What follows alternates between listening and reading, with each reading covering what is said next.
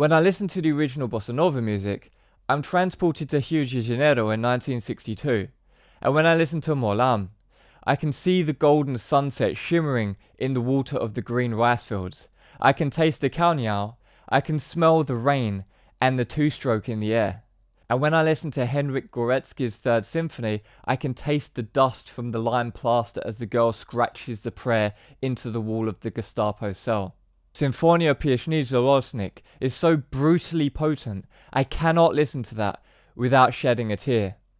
Now contrast that with some pop shite that an AI just vomited out. They are two completely different experiences. One is the most profound connection with human culture and history, and the other is a digitally generated excretion from an obfuscated process of amalgamated plagiarism. A mumble rapper is a human and exists within a context. Let's imagine he had a rough childhood, he became a drug dealer, but he's now focusing his energy on something more positive, and he's got into music, and now he's starting a fashion brand, for example. There's a story there, there's a human, there's a brand. I can buy his ugly tracksuits. I can experience his unique flavour of mumbling live at one of his gigs. I can see what he posts on social media. I can be jealous of his rented Lambo and gold-plated jewellery. The mumble rapper exists in a world. There is context. There's a story, history, imperfections, triumphs, flops, drama, excitement, passion, envy, disgust, fear and loathing in Las Vegas. With the AI, there is nothing. How do I watch the AI perform at a festival? Is there going to be some kind of pre-recorded video on a big screen? Or a stage full of Tesla robots trained on mimicking the movements of other bands? Is the Tesla robot now going to start smashing up his guitar because it was trained on The Who? Or doing acrobatics because it was trained on the dataset of Cedric Bixler-Zavala? Now, vague stylistic plagiarism through training a model on a dataset isn't actually unique to AI. Greta Van Fleet were trained on the Led Zeppelin dataset, for example. And the fact that it's entirely manufactured without love, purely for profit, is also not a unique hallmark of AI.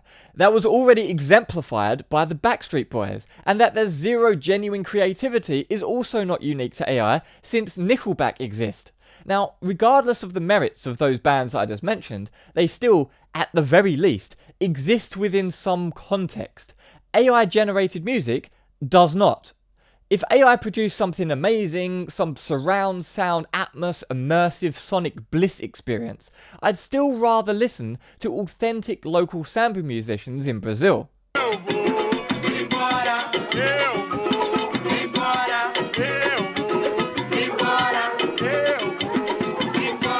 I'm not sure if you caught that, but this dude's instrument of choice was literally a kitchen plate, and it was bloody brilliant. And I'd much rather listen to this dude with his kitchen plate, or John Bonham playing a set of pots and pans, or Paco de Lucia playing a toy guitar, or Michael Jackson beatboxing without a mic. Part of the context and story is the struggle and the limitations that we have as musicians in reaching where we want to be. And just like the scene in 8 Mile when Eminem freezes up, this is all part of what it means to be an artist, and making mistakes, overcoming challenges, that's part of the story. Like when Dave Grohl fell off the stage and broke his leg and continued playing anyway, with the medic literally holding his bones together in front of 52,000 people. I think I just broke my leg. Or when Keith Moon blew up his bass drum and ruptured Townsend's eardrum live on TV.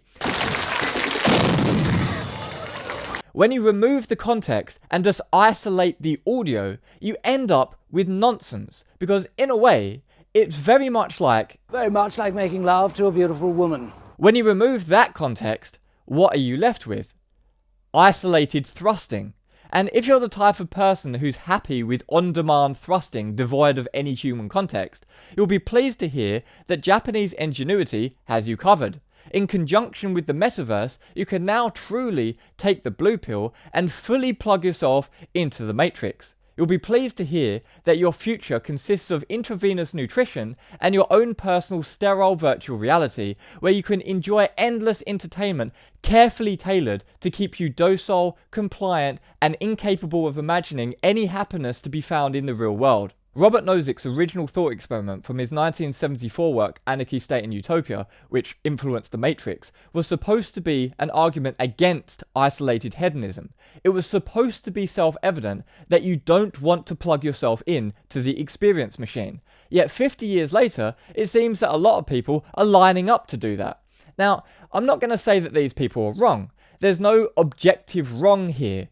All I can say is, if you'd rather listen to AI-generated digital vomit than a love supreme, we have radically different preferences, and you would likely not be the kind of person that I would get along with. So I think I made a strong enough case why I don't think AI-generated music is going to take over the world overnight, but we've got other kinds of tools which help us as part of the human compositional process. For example, we've got AI cropping up all over the place in plugins, we've got AI in EQs, and we've got AI in mastering, and we've got AI left, right, and center. Now, I can kind of divide these tools up into two distinct categories. You've got stuff which is just a utility, which helps you learn or do something you don't really care about, which isn't really all that creative. And then you've got stuff which is creative stuff. It's generating music, it's generating stuff. Instead of you composing stuff, it's doing it for you. So these are two different distinct categories of things. So the first one is, they're just essentially utilities.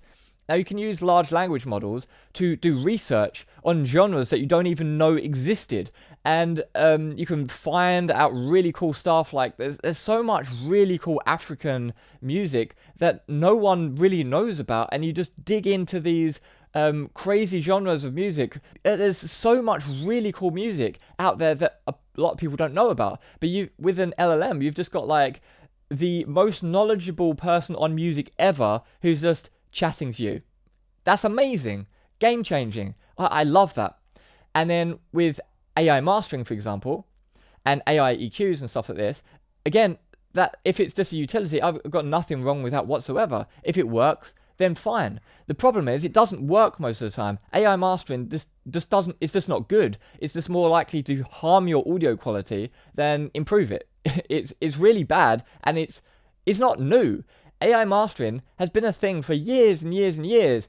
I thought that I'd be out of a job 10 years ago or something because of AI. And the whole time, it's just stayed in this kind of not very good territory, and humans are way better at doing mastering. There's many things that AI are better at, but mastering isn't one of them. And it still sucks all of these years later. At some point, it's going to be better than humans, but right now it's not. So, yep.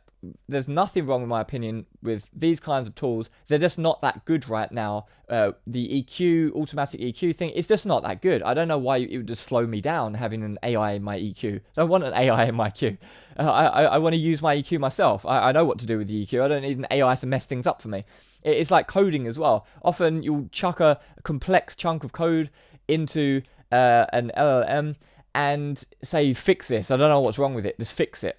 I do this sometimes when I'm lazy, and it will say, yeah, I fixed it, here you go. And all it does is it just completely messes up your code and creates new bugs that weren't there previously. And it's just a disaster. And then you go down this kind of rabbit hole. You're like chasing, like it's like a wild goose chase. And then after a few hours, you've just realized if you just sat there and not been lazy and fixed the bug yourself originally in like, it would have taken you like 10 minutes or 15 minutes. But because you've been lazy and chucked it into the AI to solve all of your problems, it's just created new problems, and you've wasted 4 hours. and then you feel like an idiot at the end of it because the solution was so simple and you could have just sat there and worked it out in 10 minutes. I've done that now multiple times, and I really have to restrain myself from using AI. Oftentimes, just using my old-fashioned human brain and old-fashioned fingers to type is actually way more productive than using AI. But let's get back into talking about the audio tools, and this time the ones that I feel are replacing human creativity to a certain degree. But the thing is, with these kinds of tools, this isn't limited to AI. We've actually had this concept of outsourcing your talent to other tools previously. There's MIDI chord packs, so you don't need to be a musician to be a musician. And then for people who lack both musical talent and sound design skills, you had EJ all the way back in 1997. And even before drag and drop loop-based sample CDs existed, you could make it without needing any talent at all by paying other people to ghostwrite everything for you. So this isn't an AI-related problem, it's a talent and skill outsourcing problem. But the thing is, if all you do is make uninspired music by copying other people's work, it doesn't actually matter if AI was involved in that process or not. Because part of the context of the music exists within your struggle and learning process. In the audio industry, I can't tell you how many times I've heard people say, it's not about the tools that you use, it's about what's coming out of the speakers. And I just completely disagree with this. It's just another classic example of removing the context in which the music exists. And that's why people like interviews and watch documentaries. They read biographies. This is why Let It Be is a film and not just an album. People care about the context surrounding the recording of Dig a Pony, and that Phil Spector edited out the All I Want Is in the intro of the album version. It's a fact that people care about things further than just what is coming out the speakers. People care about the legends of Aphex Twin bouncing a random track onto a DAT tape after the courier knocked on his door to collect his Lemonheads remix, which he forgot to make, or the weird spectral software he was using at the time, or the Window Licker Easter egg, or Alltekker's Max MSP patches that were leaked from a USB stick they left in a club, or the artwork for New Order's single Blue Monday. And I'll leave a great video on that down below. This is why I care more about the only known existing pre-release live recording of Garota de Ipanema and what they say in Portuguese at the start, much more than the famous recording itself. And this is why Son House and Skip James recordings from over 100 years ago are, in my opinion, more important, better recordings than half the music on Spotify. The less context, story, struggle that your music has, the less meaningful it is. And again, there's nothing objectively wrong about creating meaningless, vapid and uninspired music. I'm just personally not going to be a fan of it. But as long as real music lovers exist, real music will be loved.